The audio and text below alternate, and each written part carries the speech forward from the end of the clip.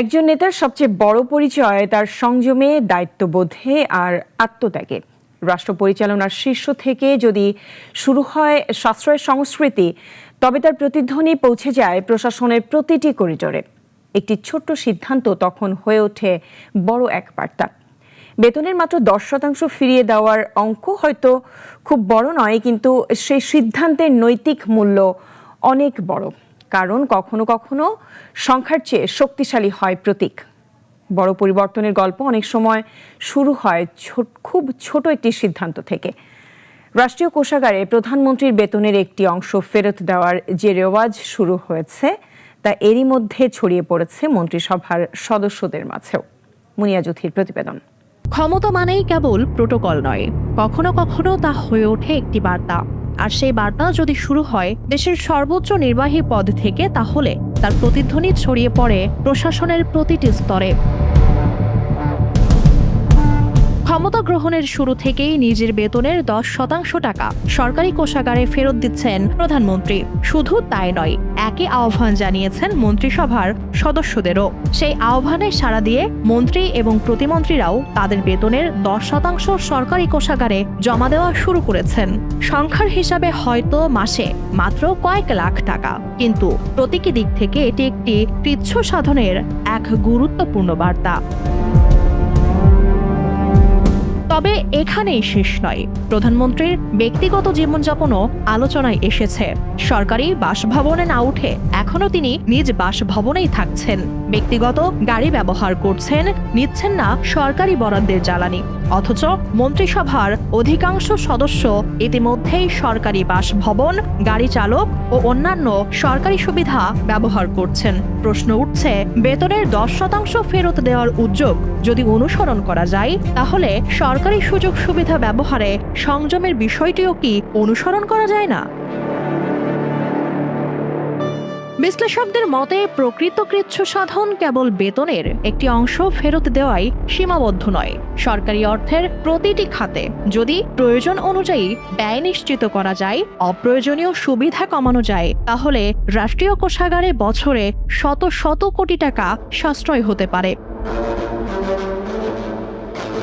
শুধু মন্ত্রী প্রতিমন্ত্রী নন, সচিব থেকে শুরু করে সরকারের উচ্চ পদস্থ কর্মকর্তারাও যদি একই মানসিকতা ধারণ করেন, তাহলে সেটি হতে পারে রাষ্ট্র পরিচালনায় নতুন এক দৃষ্টান্ত।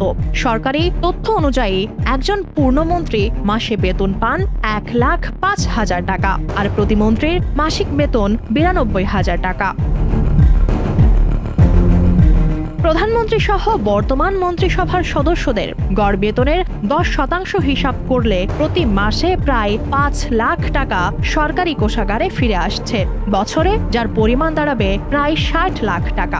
অঙ্কটি খুব বড় না হলেও এর নৈতিক মূল্য অনেক বেশি। এই উদ্যোগের পেছনের গল্পও আবেগের। স্বাস্থ্যমন্ত্রী জানান, প্রধানমন্ত্রী বলেছেন তার বাবা শহীদ প্রেসিডেন্ট জিয়াউর রহমান প্রতি মাসে নিজের বেতনের 10% সরকারি কোষাগারে ফেরত দিতেন জনকল্যাণমূলক কাজে ব্যয়ের জন্য। সেই পথ অনুসরণ করেই তিনি প্রতি মাসে নিজের বেতনের 10% সরকারি হিসেবে জমা দিচ্ছেন। বিষয়টি মন্ত্রিসভার সদস্যদের জানানোর পর সবাই প্রণোদিত হয়ে নিজেদের বেতনের 10% সরকারি কোষাগারে ফেরত দেওয়া শুরু করেছেন। ক্ষমতার অলংকার কখনো গাড়ির বহরে নয়, থাকে দায়িত্ববোধে। রাষ্ট্রের অর্থশাস্ত্রের সংস্কৃতি যদি শীর্ষ নেতৃত্ব থেকে প্রশাসনের প্রতিটি স্তরে ছড়িয়ে পড়ে, তাহলে কেবল কোষাগারই সমৃদ্ধ হবে না, গড়ে উঠবে জবাবদিহি, সংযম আর দায়িত্বশীলতার নতুন এক রাজনৈতিক সংস্কৃতি।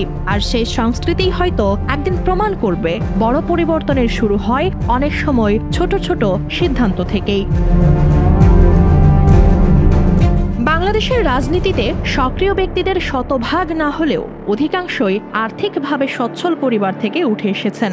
একইভাবে রাষ্ট্রের উচ্চপদস্থ আমলাদের ক্ষেত্রেও দিন আনি দিন খায় এমন বাস্তবতা নেই। তাই সরকারি বেতন, ভাতা কিংবা নানা সুযোগ সুবিধায় তাদের জীবন ধারণের একমাত্র অবলম্বন, একথা সাধারণ মানুষ সহজে বিশ্বাস করবে না। রাষ্ট্র পরিচালনার মূল দর্শন যদি হয় জনসেবা, তবে সেই সেবার অঙ্গীকার থেকে জনপ্রতিনিধি, মন্ত্রী কিংবা উচ্চপদস্থ কর্মকর্তারা তাদের প্রাপ্য সুযোগ সুবিধার একটি বড় অংশ স্বেচ্ছায় ত্যাগ করতে পারেন। ব্যক্তিগত প্রাচুর্যের চেয়ে যদি জাতীয় স্বার্থকে বড় করে দেখা যায়, তবে বছরে শত শত কোটি টাকা রাষ্ট্রের কোষাগারে সাশ্রয় হবে। আর সেই অর্থ আবার জনগণের কাছেই ফিরে আসতে পারে হাসপাতাল, শিক্ষা, কৃষি, অবকাঠামো কিংবা দরিদ্র মানুষের কল্যাণে। একজন নেতার ত্যাগ প্রায়ই হাজার মানুষের অনুপ্রেরণা হয়ে ওঠে।